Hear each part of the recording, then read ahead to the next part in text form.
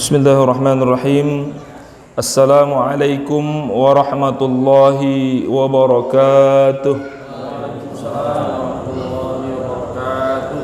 Alhamdulillahilladzi khalaqal insan walhamdulillahilladzi 'allamal bayan wassalatu wassalam ala khairil bayan Muhammadin sallallahu alaihi wasallama wa huwa khairul insan wa ala alihi wa ashabihi wa hum ahla sidqi wal wafa ila yaumil ma'ad. Wa ba'du, para jamaah, Bapak Ibu jamaah Masjid Hidayatullah BKDR yang dirahmati Allah Subhanahu wa taala. Kita lanjutkan kajian kitab Riyadhus Shalihin yang insyaallah hari ini akan mengambil hadis ke-13 dari kitab Riyadhus Shalihin pada bab Turuqul Khair, jalan-jalan kebaikan. Bismillahirrahmanirrahim. An Abi Hurairah radhiyallahu anhu anna Rasulullah sallallahu alaihi wasallam qala: "Idza tawadda'a al-'abdu al-muslim awil mu'min faghasala wajhahu kharaja min wajhihi kullu khati'atin nazara ilaiha bi'ainihi ma'al ma' aw ma'a akhiri qatril ma' fa idza ghasala yadayhi kharaja min yadayhi kullu khati'atin kana batashatha yadahu ma'al ma' aw ma'a akhiri qatril ma' fa idza ghasala rijlaihi kharajat kullu khati'atin mashatha rijlahu ma'al ma' aw ma'a akhiri qatril ma' hatta yakhruja naqiyan minadh dhunub. Rawahu Muslim.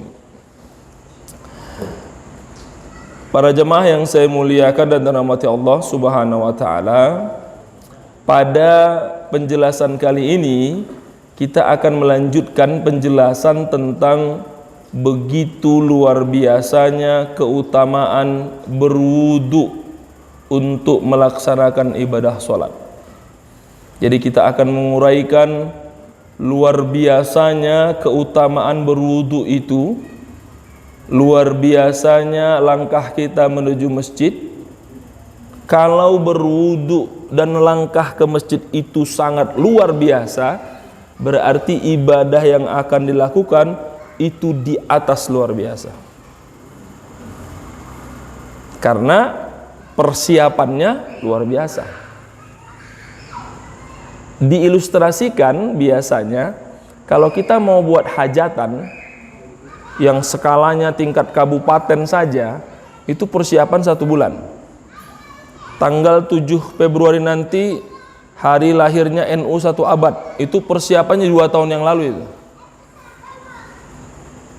Kalau ketika berwudu pahalanya yang akan kita uraikan luar biasa, setiap langkah ke masjid luar biasa, berarti ibadah yang akan dilakukan itu di atas luar biasa. Berarti ibadah sholat ini bukan ibadah kaleng-kaleng, ibadah yang serius.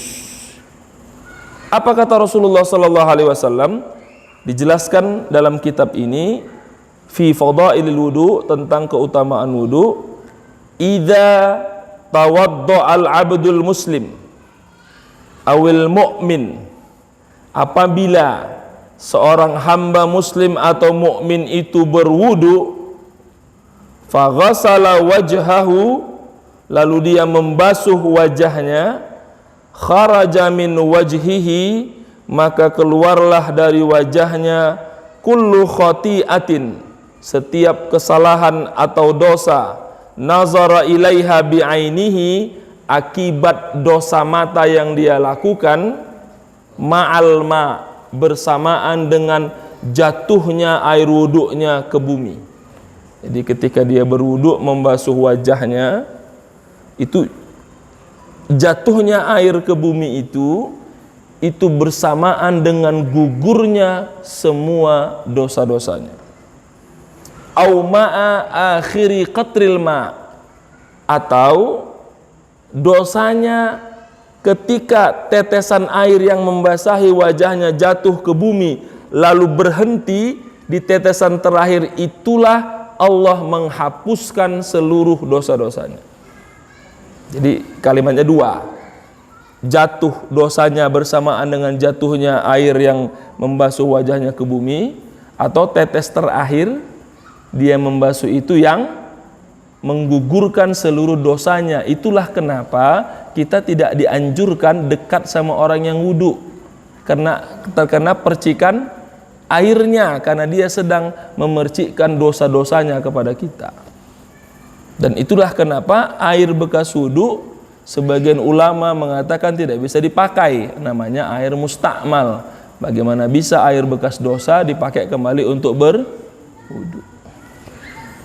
Di sebagian ulama yang lain mengatakan boleh kalau darurat. Bayangkan kalau dia berwudu di atas tempat 2 kulah yang enggak pakai air mancur ya. Kan ada 2 kulah itu kan banyak, atau wudunya di sungai. Berarti kan bekas dosa semua. Jadi wudu lagi boleh.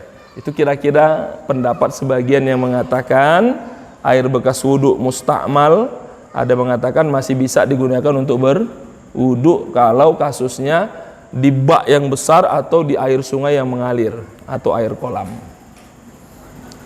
Apa kata pengarang kitab ini? Hazal wudu tutahhiru fihi hazihil a'dha' al-arba'ah. Wudu ini hanya membersihkan 4 bagian tubuh. Tadi yang pertama apa yang dibersihkan? Wajah. Lalu kata Rasul bagian yang kedua, fa idza ghassala yadayhi kharaja min yadayhi kulla khati'atin kana batashatha yadahu ma'al ma' au ma'a akhiri qatril ma'. Ketika dia membasuh kedua tangannya, maka pada saat bersamaan ketika air wudu itu jatuh ke bumi, maka jatuhlah seluruh dosa yang dilakukan oleh tangannya, atau ma'a akhiri qatril ma', atau di tetesan terakhir air yang kering dari membasuh tangannya itu, maka tetesan terakhir itulah yang menghapuskan seluruh dosa-dosa yang diperbuat oleh tangannya. Yang ketiga, warra'si, dia membersihkan dosa kepala. Apa kalimatnya?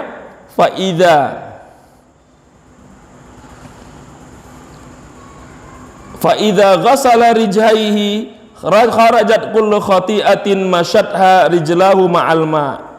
Ketika dia membasuh kepala dan kedua kakinya, maka keluarlah dosa-dosa yang ada pada kepalanya dan kedua kakinya pada tetesan air yang jatuh ke bumi, atau tetesan terakhir yang jatuh ke bumi itu menghapuskan dosa yang ada di kepalanya dan kedua kakinya.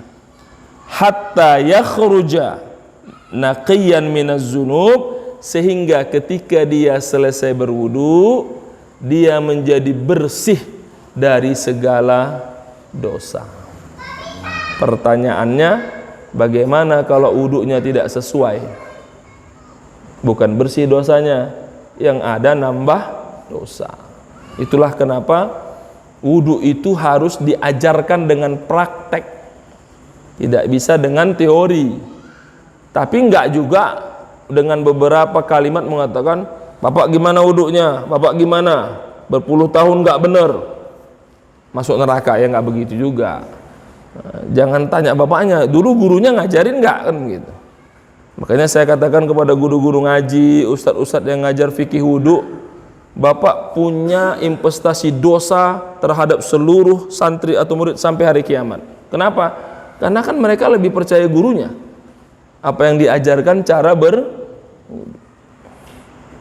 Karena kalimatnya selesai berwudu, hatta yakhruja naqiyan minadz-dzunub, sehingga dia keluar atau selesai dari berwudu dia bersih dari segala dosa. Kenapa hadis itu mengatakan kalimatnya seakan-akan wudu itu membersihkan dosa? Kata pengarang kitab ini, wa hadza tathhir yakunu tathiran hissiyan wa yakunu tathiran ma'nawiyan.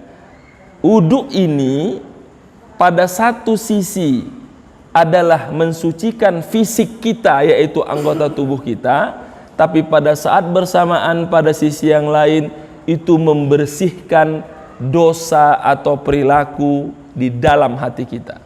Maka wudu itu adalah dua pekerjaan yang membersihkan secara lahir, yaitu anggota tubuh kita, dan membersihkan secara batin, yaitu dosa atau kesalahan kita. Bagaimana cara melihatnya? Amma kaunuhu tathiran hissiyan fazahir. Adapun alasan membersihkan secara fisik itu jelas. Kenapa? Dengan membasuh wajah, maka kotoran yang menempel di wajah, debunya turun kalau membasuhnya benar. Nah, tapi kalau wudunya kayak anak-anak kita misalnya, air lempar, yang nggak bersih, kan memang harus dibasuh agar kotoran debu yang menempel di wajah ini, minyak-minyak itu bersih. Makanya sebenarnya ibu-ibu itu nggak usah ke MS Glow atau ke Glowing, wudu aja sering. Nah, ini untuk bapak-bapak yang minim dana budget untuk perut kecantikan, ikut Rasul aja wudu. Kalau budgetnya banyak bolehlah, tapi kalau budgetnya nggak ada, pakailah hadis ini. Karena wudu itu mengglowingkan wajah bunda atau mama, tidak perlu ke salon-salon. Wudu itu akan membuat wajah mama glowing. Oh, gimana? Sini papa ajari cara berwudu yang benar. Nah, itu bisa meminimalisir budget menjelang Ramadan. Yang kedua, ketika dia membasuh kedua tangannya, dia juga membersihkan kotoran daki yang melekat pada tangannya. Maka berwudunya juga harus benar, dibasuh, bukan begini-begini aja ngasih ke keran itu. Ada kan yang begitu wudunya? Nah, kalau udah begitu bertobat setelah ini nanti wudunya yang benar. Jangan begini-begini, dibasuh itu. Jadi tangan kita menjadi halus karena memang dibersihkan. Nanti pertanyaannya apakah 3 kali atau sekali? Nah, itu lihat keadaan. Kalau di belakang kita ada 10 orang yang antri, sekali aja. Nah, kalau nggak ada orang 3 kali. Kan 3 kali sunnah. Wajib sekali. Jangan gara-gara belajar ini di belakang antri 20 orang, kita wudunya lama sekali. Wah. Memang dosa bapak bersih setelah wudu, dosa orang yang nambah. Karena terlalu lama. Jadi ada standarnya. Kemudian wayam sahur ra's, ketika membasuh kepala dia membersihkan kotoran di kulit kepala, ketombe, kutu, itu kan banyak.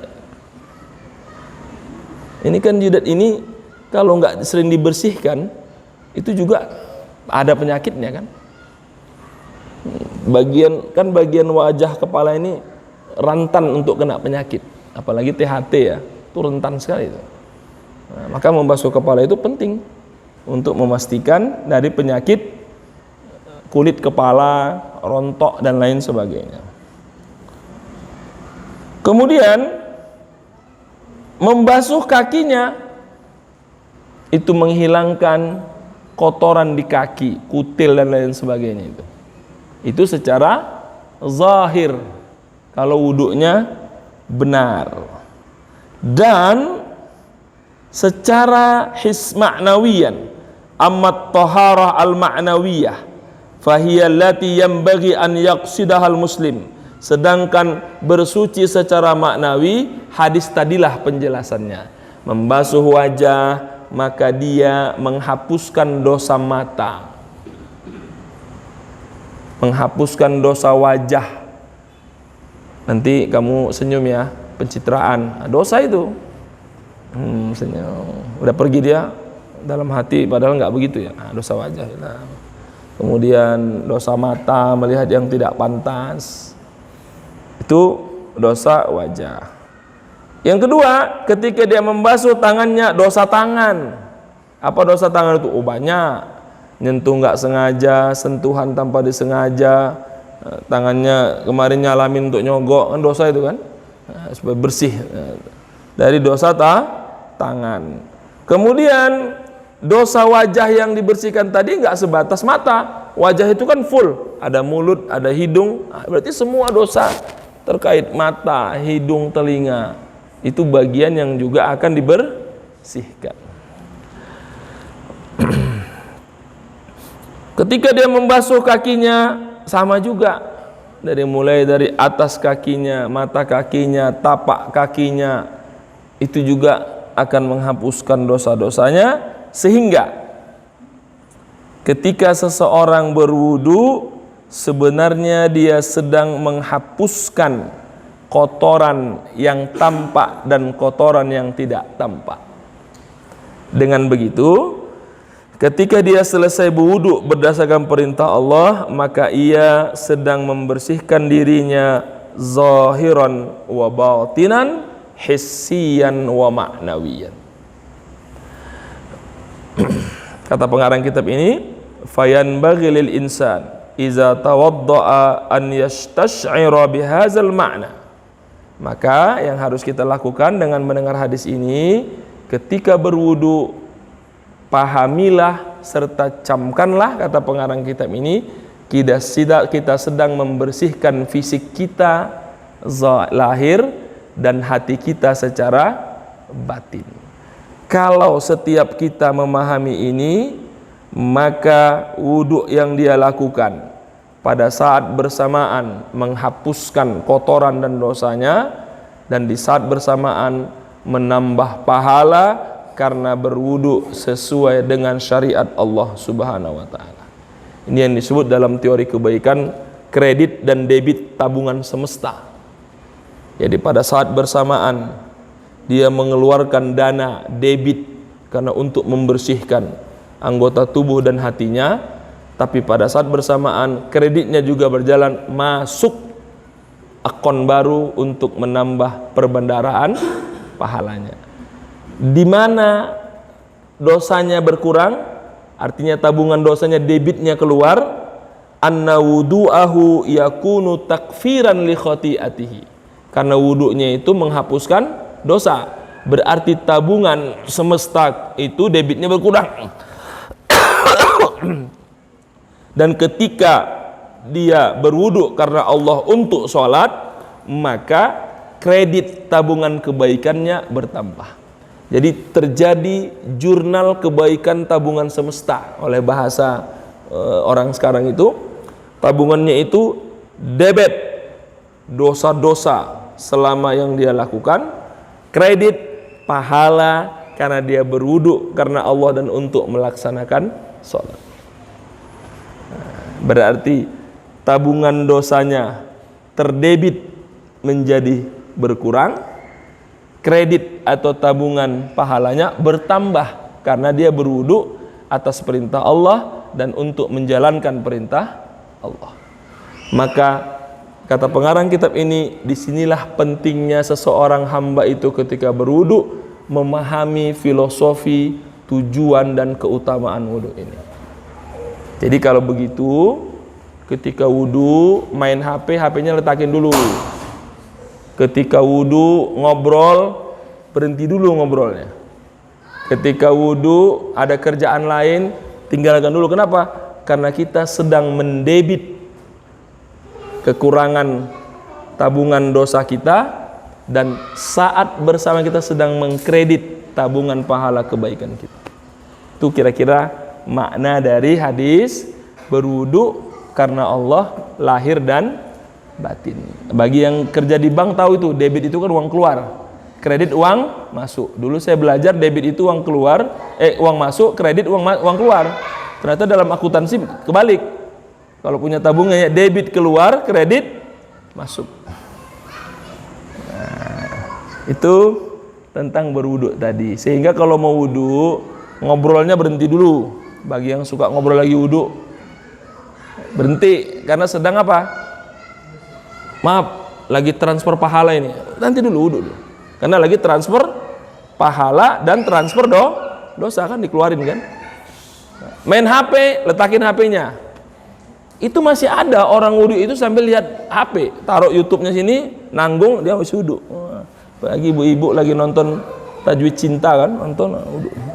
Matikan dulu. Karena lagi apa? Terjadi proses apa? Debit dosa, kredit pahala. Maka kalimatnya fayanbaghi lil insan iza tawadda'a an yastash'ira bihadzal ma'na. Maka pemahaman tadi itu penting ditanamkan agar wudunya khusyuk dan sesuai dengan harapan. Maka kalau ada orang, saya sudah bertahun-tahun Pak Ustadz sholat, wudu, tapi kok perasaan hidup saya ini, mungkin wudunya nggak benar selama ini. Saya sudah tiap hari, pokoknya saya sholat nggak pernah tinggal, saya ibadah pokoknya terdepan lah, sop paling depan, tapi kayaknya perubahannya nggak ada Pak Ustadz. Ya mungkin di wudunya masalahnya. Coba dicek, jangan-jangan wudunya yang bermasalah. Setelah sadar, iya ternyata wudunya. Kalau bapak saja yang sudah wudu tahunan, ternyata karena wudunya nggak sesuai prosedurnya, pahalanya nggak nyampe, apalagi yang nggak pernah wudu. Nah, itu sudah pasti tabungannya itu. Tidak mungkin yang lain kecuali dosa. Selanjutnya, Abu Hurairah meriwayatkan pada hadis yang lain, as-shalawatul khamsu wal jumu'atu ilal jumu'ati wa ramadhanu ila ramadhan mukaffiratun lima bainahunna idza ijtanabatil kaba'ir. Rawahu Muslim. Hadis yang ke-14 masih tentang keutamaan wudu tadi karena hendak sholat, tapi penjelasannya lebih baik lagi. Apa itu?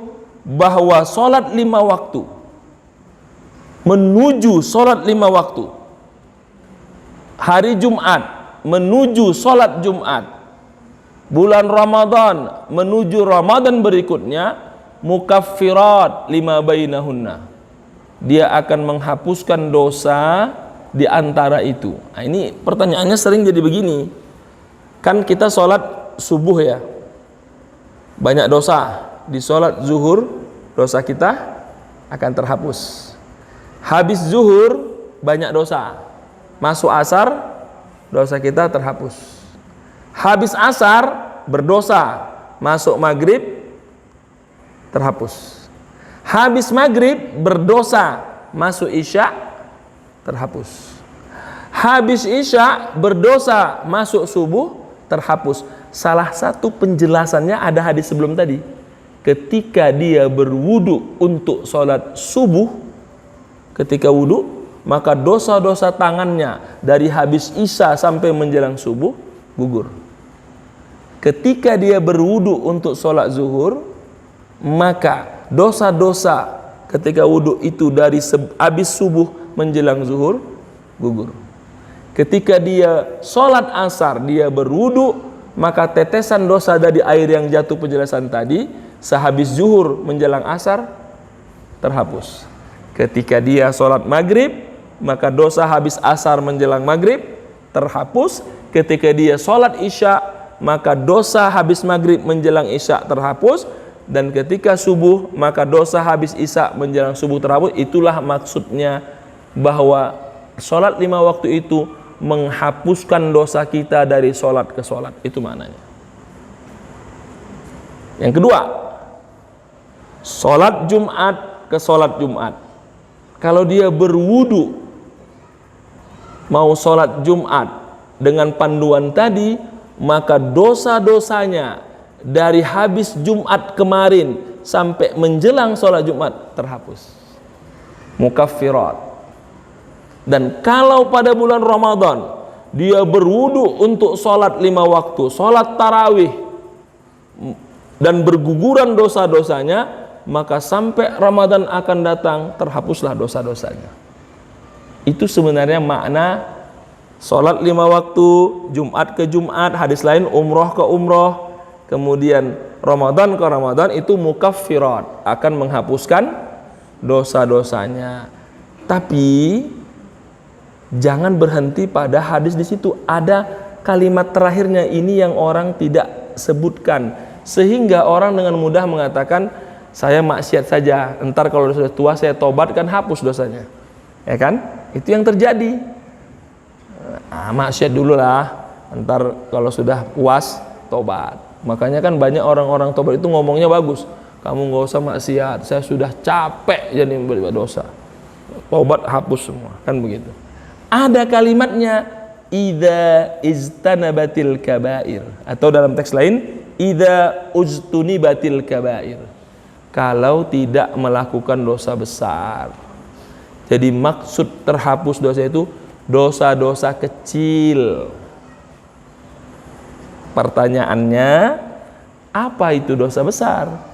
Tidak mungkin kita merasa dosa kecil kalau tidak mengerti apa itu dosa besar. Kalau kita sudah tahu apa itu dosa besar, baru kita bisa membedakan dengan dosa kecil. Nah, pengarang ini mengatakan, kalau begitu maksudnya, anna ma'nal hadis annaha kafaratun lima bainahunna illal kabair fala takfurha. Maksud hadis tadi itu dosa kecil, karena kalau dosa besar tobatnya itu beda, taubatan nasuha, tobatnya serius, perlu ada ritualnya, beristighfar, minta ampun, menangisi kesalahannya, baru kemudian berjanji tidak akan mengulangi. Sedangkan dosa kecil cukup dengan tadi berguguran dosanya. Pertanyaannya, apa itu dosa besar? Nah, dosa besar itu disepakati oleh para ulama adalah dosa yang diancam oleh Rasulullah dengan azab api neraka, atau yang diancam oleh Allah dengan azab yang sangat pedih. Kalau maknanya dengan azab yang sangat pedih, berarti dosa besar itu adalah dosa-dosa yang kalau kita lakukan luar biasa hukumannya. Apa contoh dosa besar? Berzina. Nggak bisa, habis berzina dia di klub malam, besok subuh wudhu dia, alhamdulillah. Kenapa bahagia? Sudah gugur dosa-dosa saya. Nggak bisa. Berzina dicambuk dulu sampai kelar. Pak Ustadz, di sini kan nggak ada begitu. Iya. Selama itu belum kelar-kelar berarti dosanya itu. Meskipun kalau bertobat sama Allah, Allah Maha tahu kan begitu ya. Tapi standarnya harus bersih dulu. Saya itu banyak hutang Pak Ustadz, dengan wudhu gugur. Enggak, bayar dulu hutangnya, nggak ada urusan itu. Saya nggak sholat Pak Ustadz, tadi subuhnya saya nggak sholat kesiangan, sehingga saya wudhu di zuhur, gugurlah dosa. Nggak bisa. Nggak sholat subuh ya berdosa lah, orang itu sholat kok. Itu dosa besar. Maka syaratnya hadis tadi bisa berlaku menghapuskan dosa-dosa kecil itu, dia harus bertobat dahulu, dan tobat itulah yang nanti akan menjadi sebab dosa-dosa kecilnya dihapuskan. Berarti kalau belum bertobat ya nggak dihapuskan. Artinya syarat dan ketentuan berlaku, SKB. Nah, ini yang banyak orang salah paham. Nanti kalau mau Ramadan itu ustaz-ustaz pasti ceramahnya apa? Dalam kitab Durratun Nasihin Tanbihul Ghafil disebutkan, man farikha bidukhuli Ramadan hurrimat jasaduhu ala niran, kan begitu hadisnya itu. Barang siapa yang bahagia datangnya Ramadan, diharamkan jasad dari api neraka. Itu kalau enggak melakukan dosa besar.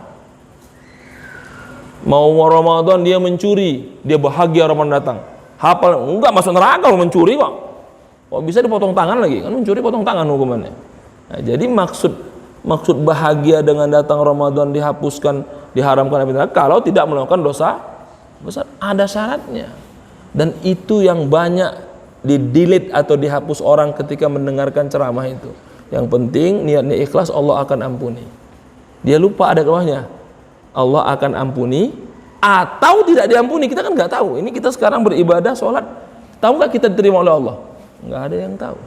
Tapi kita berbaik sangka kepada Allah, mudah-mudahan ibadah kita makanya kan kita disuruh qobliyah, sedekah, sunnah, zikir. Kita nggak tahu dari semua itu mana yang Allah terima. Sampai sekarang nggak tahu kita. Bisa saja yang diterima ibadahnya yang makmum bukan imam, atau sebaliknya yang diterima ibadahnya yang ngaji bukan yang zikir tadi. Kita nggak tahu. Tapi paling tidak kalau kita sholat, kewajiban kita gugur. Saya sering katakan, apakah bisa Pak Ustadz dengan saya ibadah pasti hapus dosa? Ketika kita sholat paling tidak niatkan itu mentaati perintah Allah, gugur kewajiban. Kalau tidak bisa nambah dosa, kalau tidak bisa menambah pahala, jangan menambah dosa. Kan begitu maknanya. Saya sudah berpuasa Ramadan, kan dikatakan kalau kita berbuat maksiat ngomong orang hilang pahala puasanya kan? Udah kok hilang puasa, sudah saya buka aja lah. Nah, itu salah paham. Kalau Anda tidak dapat pahala dengan puasa Ramadan karena Anda ngomongin orang, paling tidak jangan menambah dosa karena nggak puasa Ramadan.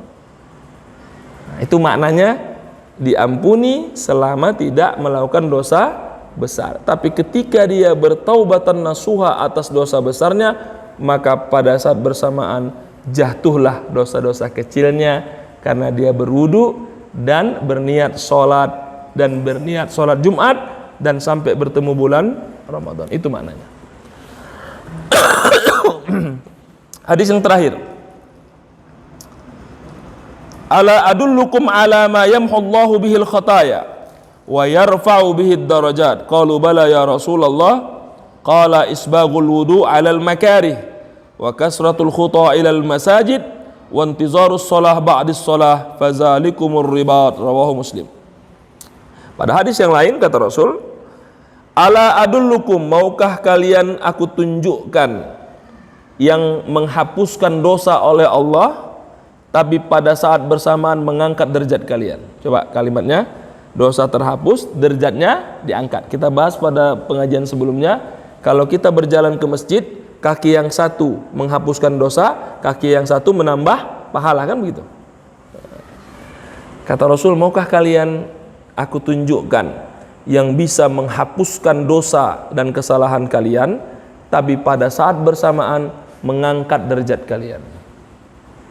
Kata sahabat, qalu bala ya Rasulullah. Ya mau ya Rasul. Itu kan dapatnya 2 in 1. 2 in 1 kan? Dosa hapus, derajat naik. Apa itu? Ternyata jawabannya isbaghul wudu. Wudulah dengan sempurna. Berarti sesuai dengan hadis tadi bahwa ketika berwudu Allah gugurkan dosa-dosanya, dan selesai berwudu dia bersih dari dosa dan dapat pahala karena wudunya demi Allah untuk sholat. Berarti debit dosanya berkurang, kredit pahalanya bertambah. Berarti sama dengan hadis ini, ketika dia wudu dengan sempurna maka Allah hapuskan dosanya, pada saat bersamaan Allah angkat derajatnya. Tapi ada lanjutannya, apalagi alal makarih, menyempurnakan wudu pada saat-saat yang dibenci. Gimana itu saat yang dibenci? Wudu lagi musim dingin. Biasanya yang berat itu kalau wudu sempurna di musim dingin. Kalau hari biasa begini nggak apa-apa. Wudu sunnah 3 kali, betul ya. Tapi kalau di Timur Tengah, di Eropa yang sampai 0 derajat, kalau bisa wudunya sekali aja. Kalau suruh milih tayamum itu kenapa? Dingin sekali. Nah, kata Rasul, kalau mau dihapuskan dosa, diangkat derajat, berwudulah sempurna ketika engkau dalam keadaan yang tidak nyaman. 1, musim dingin. 2, sedang sakit. 3, sedang luka. Bayangkan kalau kaki kita ketusuk jarum, sudah dikasih betadin, masuk waktu sholat, kesel nggak itu? Karena ketika wudhu basah lagi nggak? Nah, itu juga wudhu dalam keadaan tidak nyaman.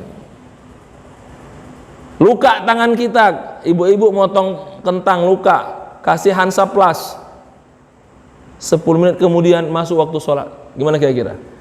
Basah kan? Nah, itu wudhu dalam keadaan tidak nyaman. Jadi kata Rasulullah, berwudu dalam keadaan nyaman saja pahalanya Allah gugurkan dosa ditambah pahala, apalagi berwudu dalam keadaan tidak nyaman Allah hapuskan dosanya, Allah angkat derajatnya. Isbaghul wudu alal makarih, menyempurnakan dalam keadaan tidak nyaman. Itu berat itu. Bahkan ada orang, ini untuk yang perempuan ini ibu-ibu, sudah make up masuk waktu sholat, itu berat itu. Saya sering itu lihat kalau yang pengantin, udah sholat belum? Aduh Pak Ustadz, baru aja make up. Terus gimana? Ya tunggulah sejam 2 jam menikmati hasil make upnya dulu. Nah, Masya Allah. Karena ternyata perempuan itu kalau make up lama, dan itu akan hancur hanya dengan wudhu 5 menit kan begitu. Nggak tega itu. Nah, itu termasuk juga isbagul wudhu alal makarih, wudhu dalam keadaan tidak nyaman. Itu yang pertama. Yang kedua, wa kasratul khuta ilal masajid, memperbanyak langkah ke masjid. Itulah tadi kita sudah bahas sebelumnya ya. Satu kaki ketika melangkah menghapuskan dosa, satu kaki ketika mengangkat langkah mengangkat derajatnya. Hapus dosa angkat derajat, hapus dosa angkat derajat. Ada lagi tambahannya. Tadi kan berwudu, Allah hapuskan dosa, betul? Kemudian berangkat ke masjid, Allah hapuskan dosa. Wantizarus shalah ba'dis shalah, menunggu di masjid masuknya waktu sholat. Salah satunya kayak kita habis maghrib ke isya ngapain? Ngaji. Fazalikumur ribat, pahalanya seperti orang berjihad fi sabilillah. Kata pengarang kitab ini, berarti orang yang wuduknya sempurna, lalu dia berjalan ke masjid, sampai di masjid dia menunggu masuknya waktu sholat, maka 3 rangkaian yang dia lakukan itu setara dengan pahala berperang di jalan Allah Subhanahu wa ta'ala. Ada 2 maknanya itu. Berarti orang yang wudhu, berangkat ke masjid, nunggu waktu sholat, pahala seperti apa? Jihad fi sabilillah. Kalau sebesar itu pahalanya, berarti yang jihad fi sabilillah beneran, pahalanya lebih besar lagi. Sudah? Kalau sebesar itu pahala wudhu ke masjid menunggu sholat, berarti sholat yang dilakukan pahalanya lebih besar lagi. Itu orang yang tidak paham. Dalam kaedah ilmu usul fikih, pra yang besar berarti sesuatu yang dilakukan itu sangat besar, karena peranya saya sudah besar. Bapak Ibu kalau mau beli jas, beli pakaian, DP-nya 1 juta, berarti harga aslinya mahal nggak itu? Mahal. Kan begitu? Karena nggak mungkin DP lebih besar dari harga asli. Kan yang namanya wudhu, melangkah ke masjid, nunggu masuk sholat, itu kan DP itu. DP-nya sudah setara dengan jihad fisabilillah. Apalagi sholatnya, ya kira begitu. Nah, kalau dipahami itu sebagai sesuatu yang besar, maka tentunya orang akan berhitung kembali ketika melaksanakan ibadah-ibadah sebelum sholat ini. Itu keutamaan sebelum melaksanakan sholat. Yang kedua, makna ribat, tadi kan selevel dengan pahala jihad fisabilillah. Makna ribat juga ketika dia berwudu lalu diselingi dengan melangkah ke masjid, lalu menunggu di masjid masuknya waktu sholat, itu juga sebagai ribat, simpulan tali yang mengikat dari satu ke satu sehingga menjadi ikatan tali temali yang kuat, dan ikatan itu akan mencegahnya dari perbuatan maksiat. Nanti puncaknya, innas sholata tanha anil fahsya'i wal munkar. Maka benarlah firman Allah, sholat itu mencegah dari perbuatan keji dan mungkar, karena simpulan tali temalinya itu sejak dari wudhu sampai dia sholat itu sesuai dengan standar yang telah ditetapkan. Karena kata-kata ribat itu dari kata-kata ar-rabtu, yang diikat, sehingga rangkaian ibadah itu dikatakan sempurna ketika simpulan-simpulannya dilakukan juga dengan sempurna, maka hasilnya juga akan sempurna. Apa yang menjadi poin penting dari kesimpulan akhir hadis ini? Kalau selama ini kita berdoa kepada Allah, harapan kita ada yang mungkin tidak tersampaikan, bisa jadi simpulan tali-talinya ada yang belum sesuai.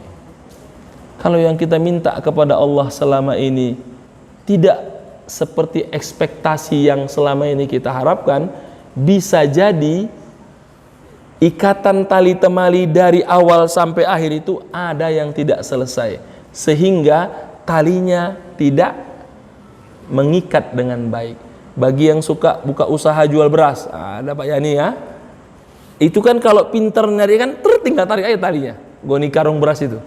Tapi kalau nggak pinter nariknya, satu-satu itu. Nah, saya pernah merasakan itu, nggak tahu caranya satu-satu. Ya sama tukang berasnya, bohong, tenang Pak Ustadz, tinggal tarik aja. Nah, berarti memang ada masalah dengan ibadah kita. Maka tugas kita dengan mengaji, salah satunya mencoba memperbaiki simpul-simpul itu sehingga talinya benar. Kalau sudah benar, maka tidak ada alasan kita tidak akan mendapatkan apa yang kita harapkan dan rahmat dari Allah Subhanahu wa ta'ala. Demikian, wal afu minkum, yang bertanya boleh bertanya, kami persilahkan. Assalamualaikum warahmatullahi wabarakatuh.